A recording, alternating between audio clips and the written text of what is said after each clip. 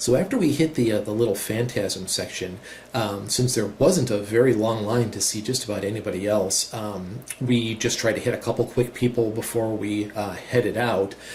So we were able to run by and we were able to check out the little Children of the Corn reunion that they had there, and was able to get a chance to talk to and meet and get autographs from both John Franklin, who played Isaac, and Courtney Gaines, who played Malachi.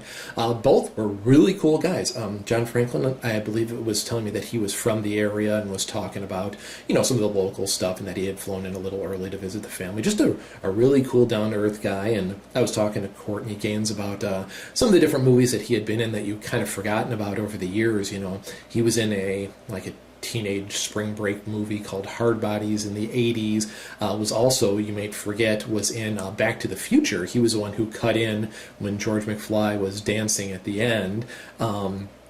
He was also in one of my guilty pleasure movies called The Burbs, that he played Hans, the one of the weird neighbor's sons. I think it was his son or a nephew. I think it might have been a nephew, but that was one of the funnier roles, and I was talking to him about some of the behind-the-scenes stuff from The Burbs, and one scene in particular where Bruce Dern slide tackles him and looks like he takes a pretty hard spill, so I was trying to figure out if it really was Bruce Dern, and he said that stunt double played his part in that scene, so he wasn't sure. But it was just really cool. They were both really cool guys, and got a chance to get a photo with each and a signed poster, so it was really cool. And then after we were done checking out the Children of the Corn, another individual who was in that area was Zach Galligan, who was in Gremlins. So that was kind of a cool little memory. He was a really nice guy. I'd actually discovered his Twitter via the Flashback website, and was really surprised how just down-to-earth and positive he was, and it was very kind of refreshing with all the negativity you see on Twitter and around the web these days, just to see somebody who really genuinely seemed like a down-to-earth good person. So he was a cool guy as well, so it was good to get a chance to chat with him for a few minutes. And then from that point, it was just probably about I would say maybe about 2:30ish by that point. So I just wanted to make sure that I tried to head over to the Svengoolie area next. My brother wasn't as big of a Svengoolie fan as I was, so he wanted to check out some of the dealer stuff and just kind of take a breather for a minute, because he was kind of it was a rough day for him, being, not feeling so well. So I ran over to the Svengoolie area, which actually I think, due to the fact that we were able to skip so far up in the Robert Englund line, was the second longest time that we waited, or maybe even been the longest time that I waited, which was probably, I would guess, maybe like a half an hour to 45 minutes. So I know he's a local guy, so that probably had something to do with the long lines here in the Chicago area. But it was actually really cool to get a chance to meet him.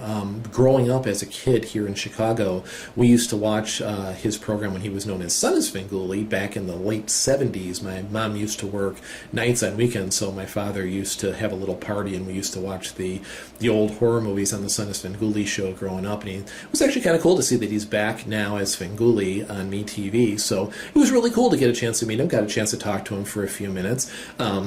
He had a really huge line, so I didn't get as much of a chance to sit down and talk with him, but seemed like a really cool guy, and was cool that I got to check that off my list as someone who has been on TV locally off and on since I was a kid. So it was really cool to get a chance to meet him.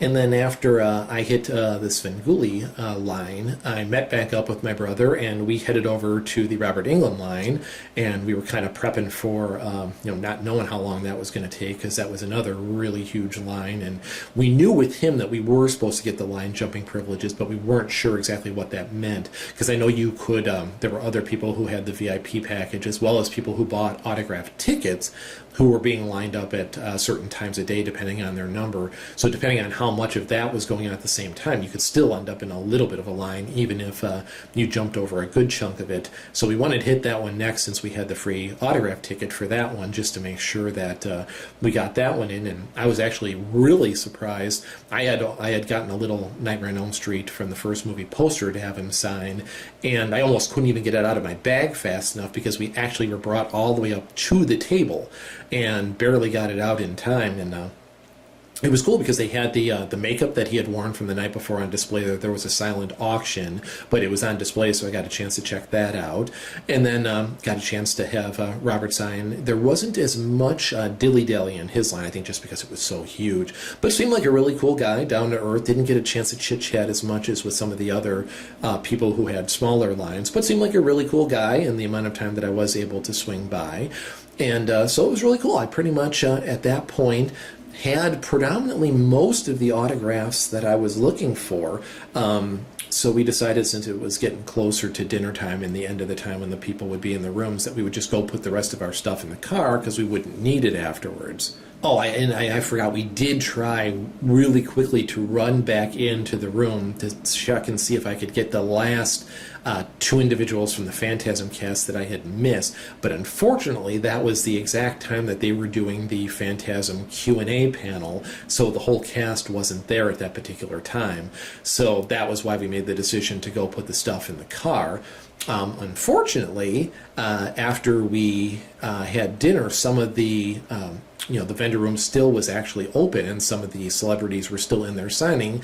And as it turned out, both the people I missed were back and were signing again. So I could have gotten them, but unfortunately, with the stuff being in the car and where the parking garage was, for people who weren't staying over, wasn't real close or convenient to get to. So unfortunately, it just didn't work out that I was able to get those last two. But overall, though, I would have to say that for only being there for one day, I was pretty much able to get just about everybody that I had hoped for.